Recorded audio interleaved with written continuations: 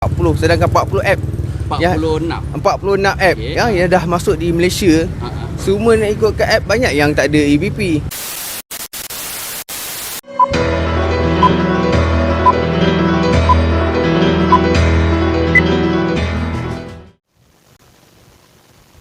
Assalamualaikum dan salam sejahtera. Selamat kembali ke channel Aizat Mahadan TV. Kepada yang dah subscribe channel ni, aku ucapkan berbanyak terima kasih. Kepada yang baru sampai, aku harap korang boleh support dengan tekan tombol subscribe. Jangan lupa like, komen, share. Okey. So, untuk video pada kali ni, apa yang aku nak share ialah mengenai berkenaan dengan e-hailing lah. So, seperti kita semua sedia maklum lah kalau kita nak buat e-hailing, kita kena mematuhi beberapa syarat, iaitu yang pertama, kena kereta bawah 10 tahun. Kemudian, kereta tu mestilah ada EVP, iaitu Electronic Vehicle Permit. Kemudian lesen vocational PSV, pemeriksaan Puspakom. Jadi itulah syarat-syarat yang kita kena penuhi lah. Jadi antaranya, kalau kita tengok syarat untuk masuk ke Puspakom, memang kena kereta yang bawah 10 tahun lah. Jadi kereta tahun ke-8, tahun ke-9 ada lagi peluang untuk buat. Tapi ada juga kes di mana contoh kereta dia, contoh bulan 10 baru kereta dah genap 10 tahun. Tapi mungkin ada beberapa sebab pernah berlaku. Mungkin kereta dia lambat renew road tax, menyebabkan tarikh tu dah tak sama. Mungkinlah ada yang macam bulan 1 baru dia buat renew road tax kan. Jadi tempoh tu dah tak sama lah. Contoh bulan 1, tapi dia punya grant bulan 10. Jadi dia ada tempoh 9 bulan. Tapi untuk masuk ke Puspakom dah tak cukup tempoh. Jadi kereta dia ni masih boleh bawa e-hailing, tapi dalam keadaan tak ada permit lah. So sebenarnya legal ke tak legal? Jadi secara undang-undang kita tengok dalam tempoh kereta dia tu masih boleh bawa e-hailing sebenarnya. Tapi untuk dia masuk Puspakom dah tak boleh. Jadi secara tak langsung dekat situ syarat tu dah tak penuhi lah, salah satu.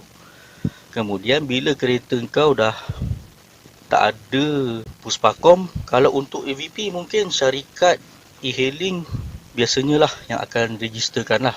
Contoh macam aku dulu dengan Grab, Grab yang daftarkan untuk electronic permit tu lah, untuk kereta kan. Untuk PSV pula memang setiap pemandu kena ambil sendiri. PSV masa aku ambil dulu 200.5 tak silap. Kena renew dalam tempoh setahun.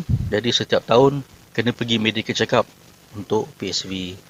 Jadi ada yang tanya aku, boleh ke bawa kereta tanpa EVP untuk drive e-hailing? Jadi jawapan dia sebenarnya, dia ada dua situasi lah.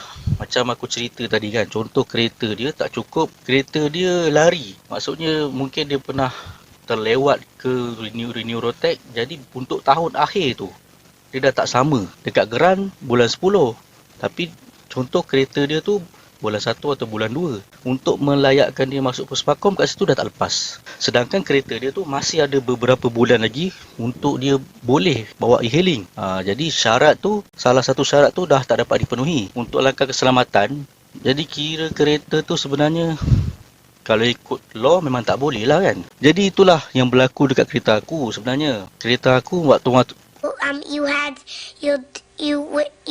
waktu masuk Puspakom dah tak boleh untuk tahun ke-10 tu sebab tak cukup bulan. Jadi tahun akhir tu aku just masuk untuk buat pertukaran saja. Pertukaran grant lah.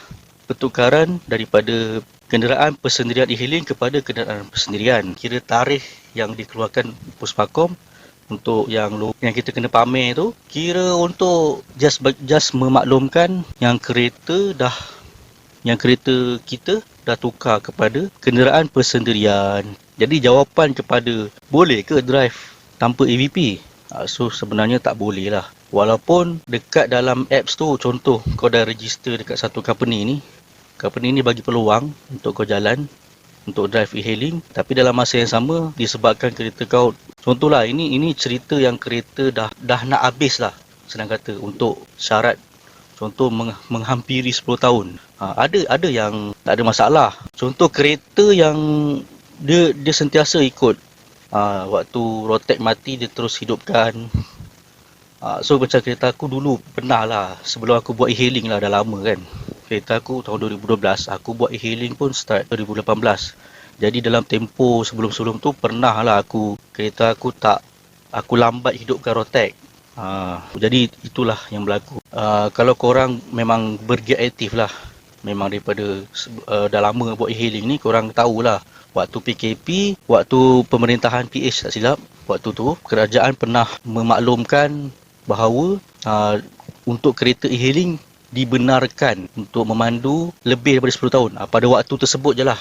Maksudnya kerajaan bagi peluang. Masa itulah dia lewatkan. Jadi dia bagi peluang kereta yang contoh ngam-ngam waktu tu masuk tahun ke-10 ataupun dah nak masuk tahun ke-11, kenderaan kereta siapa-siapa yang nak drive e-hailing masih dibenarkan.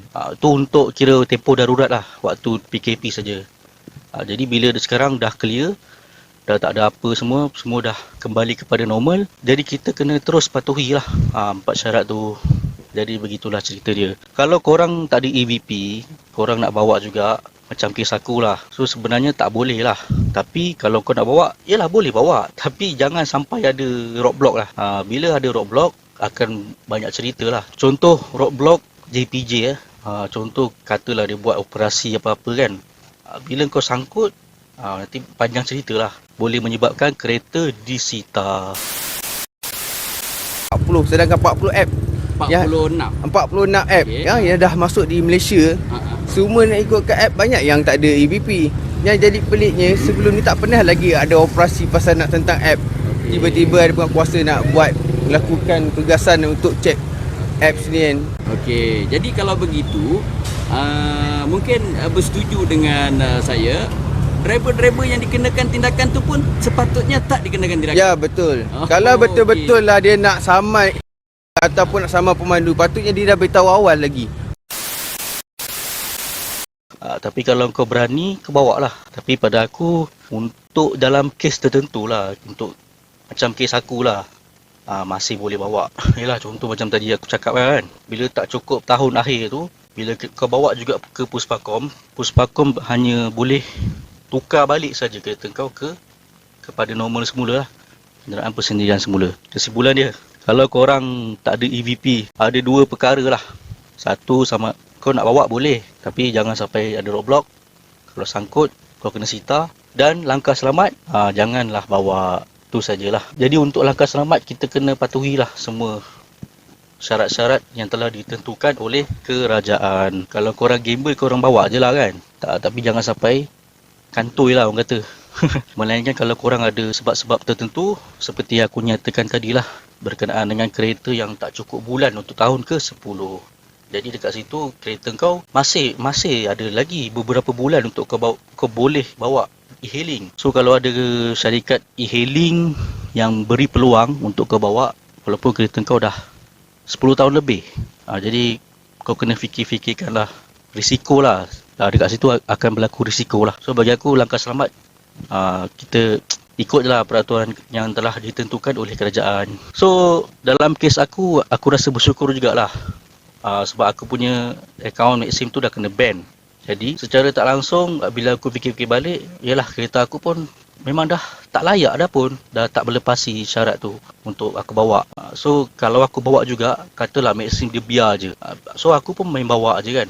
Jadi bila berlaku apa-apa, akan berlaku masalah lah. Masalah tu akan berlaku dekat aku, dan mungkin Maxim dia akan kena siasat ke apa. Kenapa membiarkan kau punya driver bawa juga kereta yang dah tak cukup syarat. Okeylah, aku rasa tu je untuk video pada kali ini. Diharap perkara yang aku jelaskan ni dapat membantu mencerahkan lagi keadaan. Okey, mungkin ada yang dalam kepala korang memikirkan benda yang sama lah kan. So itulah jawapan dia. So aku rasa tu je untuk video pada kali ini. Kita jumpa lagi dalam next video. Jangan lupa like, subscribe channel Aizat Mahadan TV. Okey, Assalamualaikum dan salam sejahtera. Aizat Mahadan sign out. Bye bye. Sas.